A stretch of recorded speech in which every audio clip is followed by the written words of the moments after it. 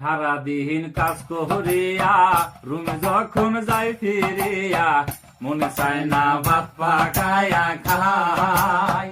এত খোঁজা খুঁজলাম আমি মায়ের হাতের রান্না নাই। ও ভাইরে কলিজা ভাইটা যাহায়। মানুষ থাকে দূরে বারে বারে মনে পড়ে মন আমার সুখ খুঁজে বেড়ায়। মায়ের কথা মনে হলে চোখের জলে বুক ভাসায়। ও ভাইরে কলিজা ভাইটা যাহায়।